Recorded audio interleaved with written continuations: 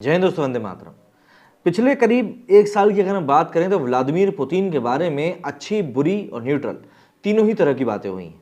जहां एक तरफ भारत और रशिया के जो रिश्ते हैं वो एक नई ऊंचाई पर बैठे हुए हैं। अब आप इसको ट्रेड के कारण कह लें या भारत का यूक्रेन के ऊपर रशिया का सपोर्ट करना कह दें, कुछ भी कह सकते हैं आप, लेकिन चर्चा काफ़ी ज़्यादा हो रही है भारत में।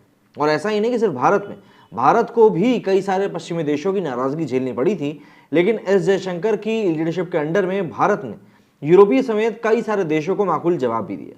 लेकिन अब पिछले कुछ दिनों से खबर आ रही है कि व्लादिमीर पुतिन की जो तबीयत है वो लगातार खराब होती जा रही है। ऐसे में उनकी जगह कौन लेने वाला है, इस बारे में जो खुलासे सामने आ रहे हैं या यूँ कहें जो तथ्य सामने आ रहे हैं वो काफ़ी चौंकाने वाले हैं। इनमें एक रसोइये का नाम सबसे ऊपर चल रहा है जो हो सकता है आने वाले दिनों में पुतिन की जगह ले ले। जी हाँ, एक रसोइया। यूक्रेन पर रूसी हमले के 316 दिन हो चुके हैं। रूस की सेना को यूक्रेन में कई जगहों पर हार का सामना करना पड़ा है। इसी बीच पुतिन की खराब तबीयत की भी खबरें लगातार सामने आ रही हैं। ऐसे में रूस में एक नया नेता उभर रहा है। ये कोई और नहीं बल्कि पुतिन का रसोइया येवगेनी प्रिगोजिन है। येवगेनी को राष्ट्रपति व्लादिमीर पुतिन का उत्तराधिकारी बताया जा रहा है। इसके संकेत कैसे मिलते हैं ये भी समझ लीजिए। दरअसल 61 साल के येवगेनी उन कट्टरपंथियों के बीच काफी लोकप्रिय है जो पुतिन की बढ़ती उम्र को यूक्रेन युद्ध में विफलता के लिए जिम्मेदार मानते हैं। साथ ही कट्टरपंथियों के बीच वो पुतिन से भी ज्यादा खतरनाक माने जाते हैं। पुतिन के सबसे करीबी येवगेनी रूस में सबसे पावरफुल होते जा रहे हैं। येवगेनी यूक्रेन में जंग में मिल रही विफलताओं के लिए रूसी रक्षा मंत्रालय और रक्षा मंत्री सर्गेई शोइगु की खुलेआम आलोचना कर रहे हैं और पुतिन इसका विरोध कर भी नहीं पा रहे हैं। दरअसल पुतिन के इस समय बिगड़ते स्वास्थ्य को लेकर भी कई रिपोर्ट्स आ चुकी हैं और पुतिन के पार्किंसन से लेकर कैंसर तक से पीड़ित होने की बात सामने आई। यानी पुतिन को अगर कुछ होता है तो येवगेनी रूस के राष्ट्रपति की दौड़ में सबसे आगे होंगे। येवगेनी अपने वैगनर ग्रुप के भाड़े के सैनिकों को रूस की सबसे इफेक्टिव फाइटिंग फोर्स के रूप में पेश कर रहे हैं। यानी कि वो एक तरह से रूस की सेना को कमतर कहते हुए उसे चुनौती दे रहे हैं। अगर हम लोग इस येवगेनी जो कि पुतिन के शेफ भी थे, इनकी कहानी को समझने की कोशिश करें तो येवगेनी प्रिगोजिन का जन्म 1 जून 1961 को सेंट पीटर्सबर्ग में हुआ था।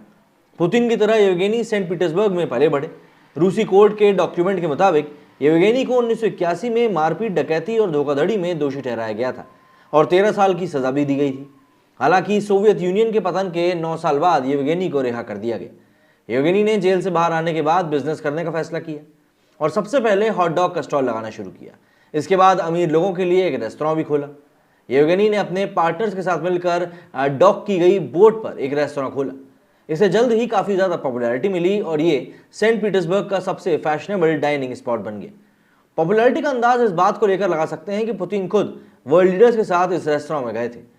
पुतिन ने 2001 में फ्रांस के राष्ट्रपति जैक शिराक और उनकी पत्नी और 2002 में राष्ट्रपति जॉर्ज डब्ल्यू बुश की मेज़बानी करी थी। 2003 में पुतिन ने अपना बर्थडे भी इसी रेस्तोरां में मनाया था। रेस्तोरां में जब भी इस तरह का कोई बड़ा आयोजन होता तो येवगेनी बड़े मेहमानों के आसपास ही रहते। कई बार तो वो खाली प्लेटों को भी साफ करते थे। पुतिन ने भी इसे नोटिस किया था और सेंट पीटर्सबर्ग की मैगजीन गेरोड 812 से बातचीत में एक बार येवगेनी ने बताया कि राष्ट्रपति पुतिन ने देखा कि कैसे मैंने एक कियोस्क से अपना बिजनेस शुरू किया। साथ ही मैं एक वेटर की तरह ही अपने रेस्टोरेंट में काम किया करता था। पुतिन के संपर्क में आने के बाद येवगेनी ने कॉनकॉर्ड केटरिंग की शुरुआत करी। इसके बाद येवगेनी को रूस के स्कूलों और सेना को खाना खिलाने के लिए बड़े गवर्नमेंट कॉन्ट्रैक्ट मिलने लगे। उन्हें राष्ट्रपति के भोज की मेजबानी करने का अवसर भी मिला। इसी के बाद से उन्हें पुतिन का रसोइया या शेफ कहा जाने लगा। एंटी करप्शन फाउंडेशन के मुताबिक पिछले 5 सालों में येवगेनी को करीब 3.1 अरब डॉलर मतलब करीब 26,000 करोड़ रुपए के गवर्नमेंट कॉन्ट्रैक्ट मिले। अपने रेस्तोरां और केटरिंग के बिजनेस में बड़ी संपत्ति बनाने के बाद येवगेनी ने अपने रसोई घर से बाहर कदम रखा। अमेरिकी अभियोजकों के मुताबिक येवगेनी रूस की ट्रोल फैक्ट्री को फंडिंग देने वाली कंपनी इंटरनेट रिसर्च एजेंसी के मालिक है। इसका काम सोशल मीडिया पर काल्पनिक नाम से अमेरिका के खिलाफ झूठ फैलाना है। आरोप है कि इसी कंपनी ने 2016 के अमेरिकी राष्ट्रपति चुनाव में डोनाल्ड ट्रंप के समर्थन और हिलेरी क्लिंटन की आलोचना वाले मैसेजेस किए थे। यानी एक प्रकार से अमेरिकी राष्ट्रपति चुनाव को प्रभावित करने की कोशिश करी थी। न्यूयॉर्क टाइम्स की एक रिपोर्ट के मुताबिक साल 2013 में जब ट्रोल फैक्ट्री बनाई गई तो मेन टास्क सोशल मीडिया को उन आर्टिकल्स और कमेंट से भर देना था जो बताते थे कि नैतिक रूप से भ्रष्ट पश्चिमी देशों की तुलना में पुतिन का शासन कितना ज़्यादा अच्छा है। येवगेनी रूसी सरकार के समर्थन वाले लड़ाकों के खतरनाक ग्रुप वैगनर से भी जुड़े हैं। कई सालों के अटकलों के बाद सितंबर 2022 में खुद येवगेनी ने इसे स्वीकार किया। रूस की प्राइवेट आर्मी कही जाने वाली वैगनर आर्मी को 2014 में बनाया गया था। यूरोपीय संघ और अमेरिकी ट्रेजरी विभाग के मुताबिक इस प्राइवेट आर्मी को एक कंपनी की शक्ल में येवगेनी प्रिगोजिन फंड करते हैं। द टाइम्स के अनुसार ये कानूनी रूप से रजिस्टर्ड कंपनी नहीं है और भाड़े के सैनिक रूसी कानून के तहत अवैध है। हालांकि ग्रुप को अभी भी क्रेमलिन समर्थक प्राइवेट आर्मी के रूप में ही देखा जाता है और माना जाता है कि वैगनर आर्मी को पहली बार 2014 में क्रीमिया पर रूस के कब्जे के बाद तैनात किया गया था। प्राइवेट आर्मी इससे पहले सीरिया, लीबिया, माली और सेंट्रल अफ्रीकन रिपब्लिक में क्रूर और भयानक मिशनों को अंजाम दे चुकी है। यूक्रेन पर हमले से ठीक पहले इसी गुट के लड़ाके पूर्वी यूक्रेन में फॉल्स फ्लैग अभियानों को अंजाम दे रहे थे ताकि रूस को हमला करने का बहाना मिल जाए। येवगेनी प्रिगोजिन कई सालों तक वैगनर आर्मी के साथ किसी भी इन्वॉल्वमेंट से इनकार करते रहे, यहां तक कि जब एक पत्रकार ने वैगनर के साथ उनके जुड़े होने का दावा किया तो उन्होंने उस पर केस कर दिया था। संडे गार्जियन लाइव की एक रिपोर्ट के मुताबिक यूक्रेन की सीमा से लगे रूसी इलाके बेलगोरोड और कुस्क में येवगेनी प्रिगोजिन ने सेना के बराबर एक मिलिट्री स्ट्रक्चर खड़ा कर रखा है। यहीं पर वैगनर आर्मी की ट्रेनिंग फैसिलिटी और रिक्रूटमेंट सेंटर भी है। अमेरिका के नेशनल सिक्योरिटी के प्रवक्ता जॉन किर्बी के मुताबिक येवगेनी प्रिगोजिन की वैगनर आर्मी खुद ही रूसी सेना के लिए एक प्रतिद्वंदी शक्ति केंद्र के रूप में उभर रही है। कई जानकारों का कहना है कि येवगेनी प्रिगोजिन के प्रभावी क्षेत्र का शक्ति के बारे में कोई सवाल नहीं है। हालांकि ये देखना बाकी है कि क्या वो अपने बढ़ते प्रभाव को राजनीतिक करियर में बदल पाते हैं या नहीं। ज्यादातर राजनेताओं की तरह येवगेनी भी अपनी महत्वाकांक्षा को कम महत्व देते हैं। हाल ही में उन्होंने कहा था कि मैं लोकप्रिय होने के लिए प्रयास नहीं करता, मेरा काम अपनी मातृभूमि के प्रति कर्तव्य को पूरा करना है। राजनीति में जाने की बात तो दूर है, मेरी कोई राजनीतिक दल बनाने की भी योजना नहीं है। हालांकि रूस में उनके उभार और क्रेमलिन में उनका बोलबाला होने की बात को नजरअंदाज नहीं किया जा सकता है। रशियन पॉलिटिक्स के एक्सपर्ट और वॉशिंगटन स्थित Carnegie Endowment for International Peace के सीनियर फेलो आंद्रेई कलाशनिकोव कहते हैं कि येवगेनी का प्रभाव रूस के राजा जार निकोलस II के दरबार में ग्रेगोरी रास्पुतिन जैसा दिखने लगा है। ऐसे में स्वाभाविक रूप से कई लोग कह रहे हैं कि यह शख्स अगले राष्ट्रपति पद का उम्मीदवार है। कहा जाता है कि रास्पुतिन में सम्मोहन की ऐसी शक्ति थी जिसने रूस के शासक को भी अपना गुलाम बना लिया था। रास्पुतिन 1906 में पहली बार जार निकोलस के दरबार में पहुंचा। जब रास्पुतिन दरबार पहुंचा तब रानी अलेक्जेंड्रा लंबे वक्त से अपने बेटे के लिए एक वैद खोज रही थी। उनके बेटे को हीमोफीलिया था।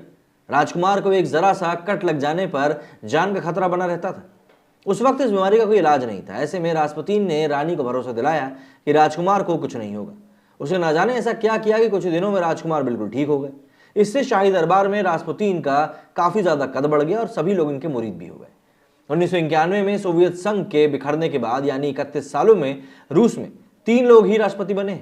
10 जुलाई 1991 को बोरिस येल्त्सिन रूस के पहले राष्ट्रपति बने। इसके बाद येल्त्सिन ने अगस्त 1999 में व्लादिमीर पुतिन को प्रधानमंत्री बनाया। यह स्पष्ट संकेत था कि राष्ट्रपति येल्त्सिन क्रेमलिन यानी देश का नेतृत्व करने के लिए पुतिन को तैयार कर रहे थे। येल्त्सिन का कार्यकाल साल 2000 तक का था। हालांकि दिसंबर 1999 में उन्होंने अचानक से इस्तीफा दे दिया। इसके बाद व्लादिमीर पुतिन कार्यवाहक राष्ट्रपति बने और फिर चुनाव जीतकर 7 मई 2000 को रूस के राष्ट्रपति बने। इसके बाद 7 मई 2008 तक राष्ट्रपति रहे, क्योंकि रूस में लगातार कोई भी शख्स 2 बार से ज्यादा राष्ट्रपति नहीं बन सकता था। इस वजह से 7 मई 2008 को प्रधानमंत्री रहे दिमित्री मेदवेदेव को राष्ट्रपति बनाया गया। इस दौरान संविधान संशोधन करके सिर्फ 2 बार राष्ट्रपति बनने की सीमा को खत्म कर दिया गया। इसके बाद 7 मई 2012 को पुतिन फिर से रूस के राष्ट्रपति बने। यानी रूस में सत्ता को अपने करीबी को सौंपने की रिवायत अभी भी चल रही है और माना जा रहा है कि पुतिन भी अपने करीबी और रसोइये येवगेनी प्रिगोजिन को ही अपना उत्तराधिकारी बनाएंगे। और ऐसे में सीधी सी बात है, एक रसोइया जब रूस की गद्दी पर बैठेगा तो कई लोगों के लिए हैरान करने वाली बात ही होगी। आपका इस बारे में क्या कहना है, कमेंट करके जरूर बताएं। मेरे स्टूडियो फिलहाल इतना ही। जय हिंद, जय भारत।